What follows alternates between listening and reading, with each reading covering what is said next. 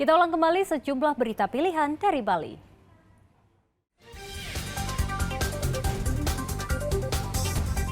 Polda Bali melimpahkan kasus aborsi ilegal yang menyeret tersangka Iketut Arik Wiantara ke Kejaksaan Negeri Badung.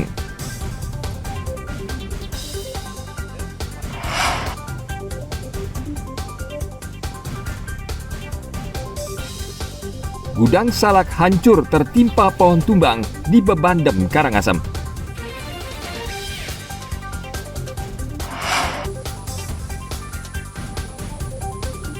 Otoritas Bandara Wilayah 4 Kementerian Perhubungan melakukan pengecekan kelayakan terbang pesawat atau rem cek di Bandara Internasional Ngurah Rai, Badung.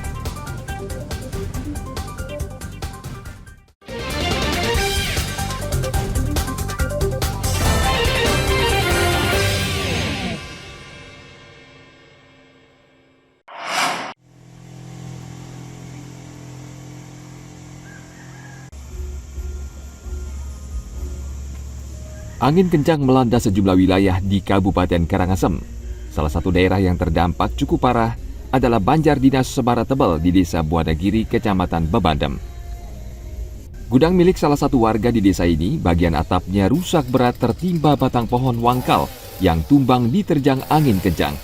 Tim reaksi cepat BPBD Karangasem langsung terjun ke lokasi untuk membantu korban dan mengangkat batang pohon yang menimpa gudang. Beruntung tidak ada korban, karena pemilik gudang tidak berada di lokasi saat kejadian. Angin keras di sini, kayak sekarang udah lebih keras lagi. Hanya ini pohonnya tumbang.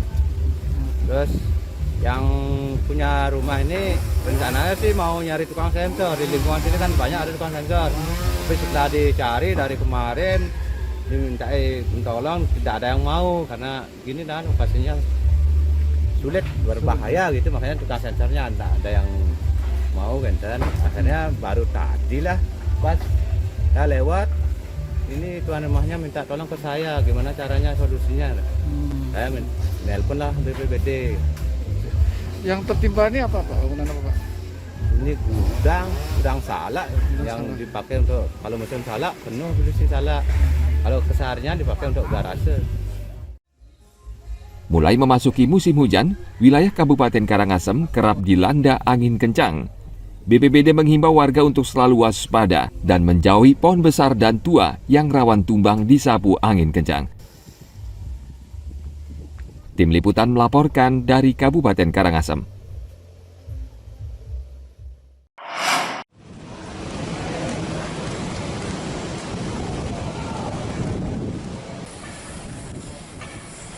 Otoritas Bandara Wilayah 4 Kementerian Perhubungan melakukan pengecekan kelayakan terbang pesawat atau ramcek di Bandara Internasional Badung. Tim berkeliling melakukan pengecekan yang meliputi fisik pesawat, mesin, pilot, hingga dokumen catatan penerbangan setiap pesawat. Remcek ini penting untuk menjamin keselamatan penumpang pesawat yang saat ini jumlahnya meningkat mengunjungi Bali menikmati liburan akhir tahun. Pengecekan tidak hanya dilakukan di Bandara I Gusti Ngurah Rai, namun sejumlah bandara di wilayah Bali dan Nusa Tenggara Barat dan NTT. Selain ramcek, pemeriksaan juga mencakup kelayakan sarana prasarana keamanan dan pelayanan fasilitas penerbangan di bandara masing-masing. Khusus di Bandara Internasional I Gusti Ngurah Rai Bali, ada sekitar 20 pesawat terbang yang dicek kelayakannya, sisanya di Kupang, Lombok, dan Labuan Bajo.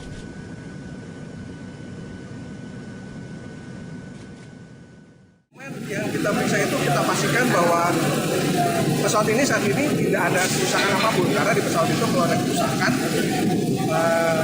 yang tidak sesuai dengan saran dari pabrik itu harus dicatat di dalam logbook, dan tadi tidak ada. Berapa pesawat banyak? Di Bali sendiri rencananya sudah 5 pesawat di Bali ya, tapi secara keseluruhan kita akan periksa sekitar 300 pesawat. Sudah selesai atau baru akan berlima? Belum, masih berjalan. Nanti itu akan bertahap sampai tanggal 3 Januari. Bukan domestik saja atau juga? Sementara domestik ya. Domestik kita akan bisa. Sebenarnya kita juga punya kewenangan untuk 129 asing.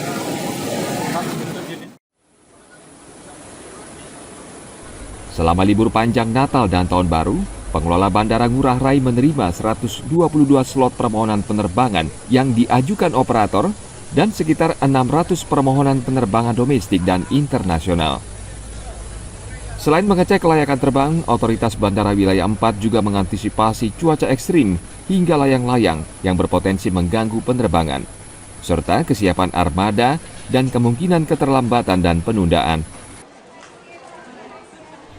Tim Liputan melaporkan dari Kabupaten Badung.